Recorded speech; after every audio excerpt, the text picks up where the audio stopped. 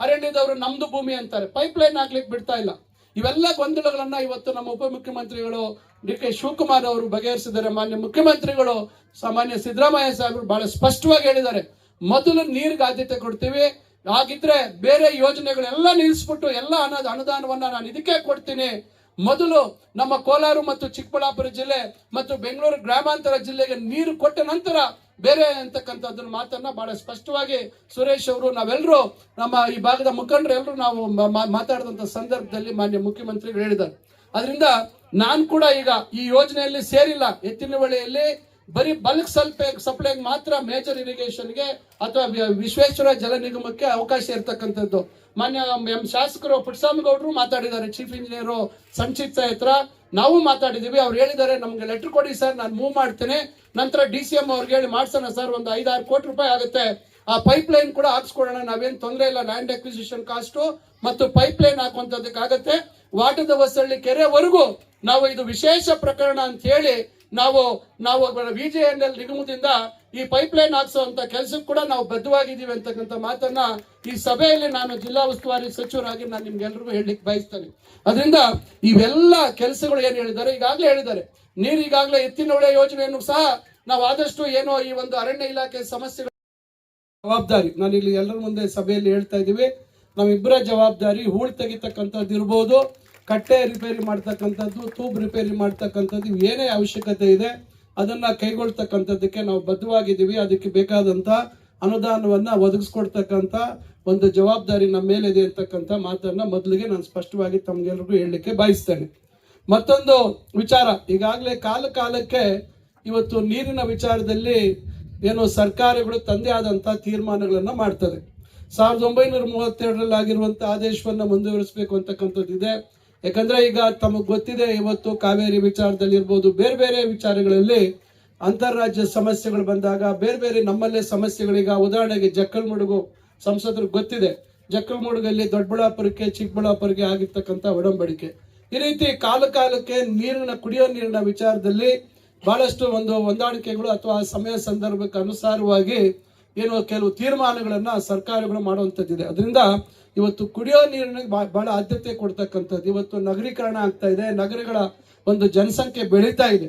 ಇಂಥ ಸಂದರ್ಭದಲ್ಲಿ ಇವತ್ತು ಮೂಲಭೂತವಾಗಿ ಯಾವುದೇ ಸರ್ಕಾರದ ಜವಾಬ್ದಾರಿ, ಅದು ರಾಜ್ಯ ಸರ್ಕಾರ ಇರ್ಬೋದು, ಕೇಂದ್ರ ಸರ್ಕಾರ ಇರ್ಬೋದು, ಅವರ ಮೂಲಭೂತವಾದಂತಹ ಜವಾಬ್ದಾರಿ ಕನಿಷ್ಠ ಒಂದು ಶುದ್ಧವಾದಂತಹ ಕುಡಿಯೋ ನೀರು ಕೊಡ್ತಕ್ಕಂಥ ಜವಾಬ್ದಾರಿ ಎಲ್ಲರ ಮೇಲಿದೆ. ಆ ಕಾರಣದಿಂದ ಇವತ್ತು ಏನೇನೋ ಕೆಲವು ಇದಿರ್ತವೆ ಕಾನೂನುಗಳು, ಮತ್ತೊಂದಕ್ಕೆ ಕಾಲಕ್ಕೆ ಅದನ್ನ ಬದಲಾವಣೆ ಮಾಡ್ತಕ್ಕಂಥದ್ದು ಇರ್ತದೆ. ಆಮೇಲೆ ಇಲ್ಲಿ ಏನಾಗಿದೆ, ಅವರು ಮನವಿ ಕೊಟ್ಟಿರ್ತಕ್ಕಂಥ ಸಂದರ್ಭದಲ್ಲಿ ಈ ಶುದ್ಧೀಕರಣ ಯಾವ ರೀತಿ ಆಗುತ್ತೆ ಅಂತಕ್ಕಂಥದ್ದು ಬಹುಶಃ ಬಹಳಷ್ಟು ಜನಕ್ಕೆ ಗೊತ್ತಿಲ್ಲ. ಯಾಕಂದ್ರೆ ಇಲ್ಲಿ ಪ್ರಥಮ ಬಾರಿಗೆ ಈ ರೀತಿ ಆಗ್ತಾ ಇದೆ. ನಮ್ಮ ಚಿಂತಾಮಣಿಯಲ್ಲಿ 100 ವರ್ಷಗಳಿಂದ ಇದೆ, ಕೆರೆ ನೀರನ್ನ ನಾವು ಶುದ್ಧೀಕರಣ ಮಾಡಿ ನಾವು ನಗರಕ್ಕೆ ಕೊಡ್ತಾ ಇರ್ತಕ್ಕಂಥ ವ್ಯವಸ್ಥೆ ನಮಗೆ 100 ವರ್ಷಗಳಿಂದ ಇದೆ.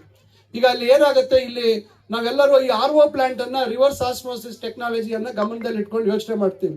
ಈ RO ಪ್ಲಾಂಟ್ ಅಲ್ಲಿ 50% ಹೆಚ್ಚು ನೀರು ವೇಸ್ಟ್ ಆಗುತ್ತೆ. ಆ ರೀತಿ ಇಲ್ಲಿ ವೇಸ್ಟ್ ಆಗುತ್ತೆ ಆ ನೀರು ನಮ್ಗೆ ಕೊಡಿ ಅಂತಕ್ಕಂಥದ್ದು ಮನವಿಯಲ್ಲಿ ಕೊಟ್ಟಿದ್ದಾರೆ. ಖಂಡಿತ ಇದು ಆ ಪದ್ಧತಿ ಅಲ್ಲ.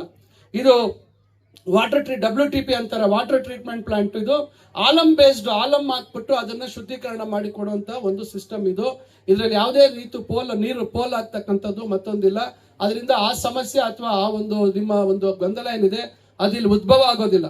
ಅದರಿಂದ ಈಗಾಗಲೇ ಎಲ್ಲರೂ ಸುರೇಶ್ ಅವರು ಹೇಳಿದ್ದಾರೆ, ಈಗ ಪೈಪ್ ಲೈನ್ ಅಳವಡಿಸಬೇಕು ಅಂತಕ್ಕಂಥದ್ದು. ಈಗೇನು ಬಲ್ಕ್ ಸಪ್ಲೈ ಏನು ಈಗ ಎತ್ತಿನಹೊಳೆ ಈಗಾಗಲೇ ತಮಗೆ ಗೊತ್ತಿದೆ, 13,000 ಕೋಟಿಯಿಂದ ಪ್ರಾರಂಭ ಆಗಿರ್ತಕ್ಕಂಥ ಎತ್ತಿನಹೊಳೆ ಇವತ್ತು 23,000 ಕೋಟಿ ಆಗಿತ್ತು. ಮೊನ್ನೆ ನಂದಿಯಲ್ಲಿ ನಡೆದಂತ ವಿಶೇಷ ಸಂಪುಟದಲ್ಲಿ ನಾವು ಮತ್ತಷ್ಟು 3,000ಕ್ಕಿಂತ 3,700-800 ಕೋಟಿ ಮತ್ತೆ ಅದಕ್ಕೆ ಹೆಚ್ಚು ಕೊಡುವಂತದಕ್ಕೆ ಮಾನ್ಯ ಮುಖ್ಯಮಂತ್ರಿಗಳು ತೀರ್ಮಾನ ಮಾಡಿದ್ದಾರೆ.